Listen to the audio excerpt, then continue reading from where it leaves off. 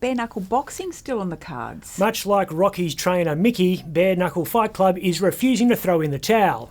Get up, you son of a bitch! They're adamant that Perth will host Australia's first Sans Gloves boxing tournament despite a clear message from the government agency in charge of such things.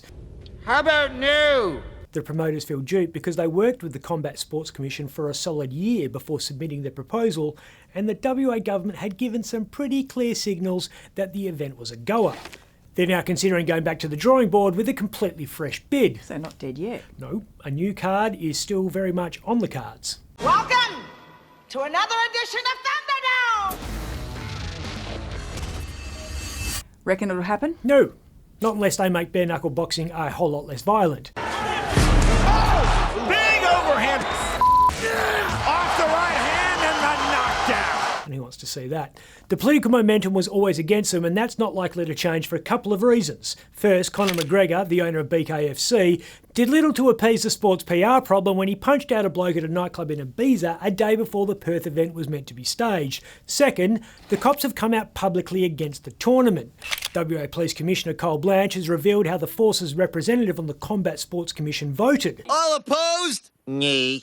The Commission's 9-member voting panel acts as a judge and jury on whether a combat sport is considered too dangerous. Deliberates in secret and never reveals its reasons when it eventually announces its decision. We have a new Pope. Blanch has broken the first rule of Fight Club and the conclave by going public about what happened when the vote was held a couple of weeks ago. On Tuesday, he said, "Our position was, given the character of some of the fighters indicated to be participating and the issues that generally come, the public disorder issues that come with events like this, we put our no vote in." Seems like a fair position. Yeah. When Blanch said character of some fighters, he was probably referring to this guy. Alex Godly Strong Simon was on the card for the aborted July 19 fight. 6'4", 310-pound former powerlifter, former MMA fighter, and former jailbird. Pretty much we robbed a drug dealer, but it was like a home invasion and it was armed. Yeah. So... And when Blanch flagged public disorder issues, he was probably talking about scenes like this. 2 men were stabbed, 3 others shot.